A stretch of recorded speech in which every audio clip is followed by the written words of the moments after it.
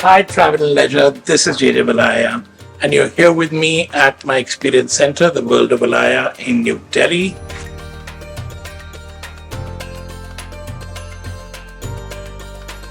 So I was very clear I want to do something creative, and then fashion just happened to enter India, and I just happened to decide that I don't want to do my chartered accountancy, and the two kind of met at the same time. If I, as a brand, were to describe luxury, it would mean absolute exclusivity, the finest levels of, in our case, craft, the finest quality, the highest level of timelessness, because all these things pretty much define luxury. Actually, well-traveled, it's very important for me.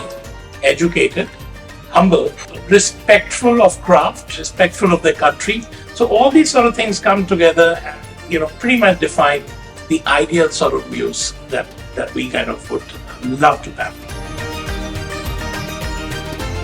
Travel has always been a mainstay, in my life. And when I put, that whole sort of creative masala that exists inside me, along with all the newness that I get to imbibe, I think travel becomes one of the key factors for creative expression in our lives. I would say that for travel, I'd be biased towards Italy for sure. And for some strange reason, even without realizing it, Turkey is making a constant appearance in my collections. But having said that, I also like the Far East. So really, this is a tough question, but that's all I can say for now. I am so fortunate and so grateful that I have both things in my life. So the splendor, magnificence, and the sort of detail that we can put into couture is like I'm essentially a couturier. And that is true joy. For 33 years, we've been kind of indulging in it. But at the same time, taking the same ethos and DNA into a cleaner, simpler line, making it more accessible, means more and more people get to wear my clothes. And I think that is the high of a different kind. And then there's the third one, which is home, where we get into interiors and spaces. And then we're looking at 3-dimensional, 4-dimensional spaces and deciding what to do with everything that surrounds us. So I kind of juggle around quite a bit with everything, not to mention photography, but all these things come together to complete me.